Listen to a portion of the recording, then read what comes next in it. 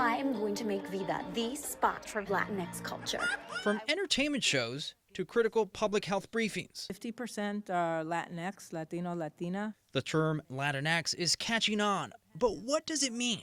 For that, we head to a popular Salvadorian restaurant in the Pico Union District of LA, owned by a self-identified Latinx family.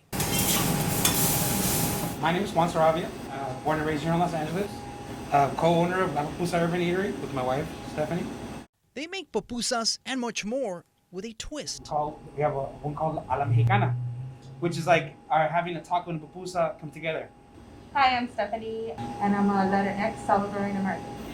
They've joined me with Stephanie's parents, Manuel and Sonia Figueroa, to talk about the X Factor. I was thinking, oh, this is a new word from the millennials.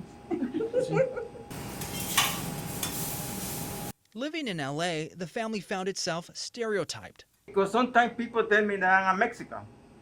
You say, hey, you Mexican? Are you from Mexico? Yes, I'm from El Salvador, but... So normally what we would see would be Mexican culture, and we would try to understand who we were, but it was really difficult because everybody would put you in the box and say, you're Mexican. Over the years, they've come to embrace Latinx as an umbrella term for people of Latin American descent living in the U.S. But Manuel and Sonia admit it took some convincing. So when you first heard it, you were just kind of like, what? Like, what is this?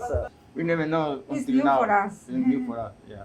So I feel like it's It's new a for new a lot word. of the older generation. So like, it's more of a term that is more for millennials or Generation X. So I do feel like when we talk to older generations that even come and order food, they'll be like, you know, like, what is Latinx? Oh, there's another term, another thing that is made up, you know, for them.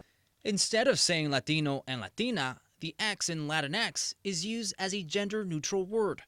And I think it's used to unite us all, not separate us all, because it is inclusive for everybody.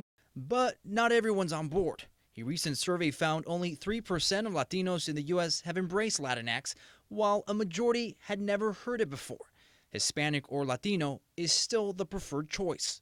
Umbrella terms, and especially in reference to the Latinx population, are always going to have their limitations and their benefits. Right? Priscilla Leiva is a Chicano-Chicana studies professor at Loyola Marymount.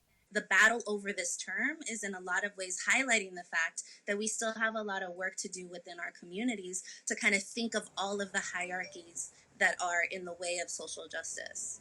For people who are old school or traditional, either don't identify as Latinx, what do you tell them?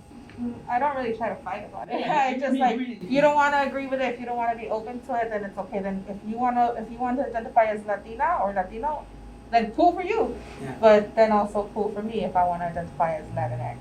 With identity being so personal, it's nearly impossible to win everyone over. Whether it's Hispanic, Latino, or now Latinx, we will have to wait and see if the term survives the test of time. No matter what, it's still the same. In Los Angeles, Carlos Salcedo, KTLA 5 News.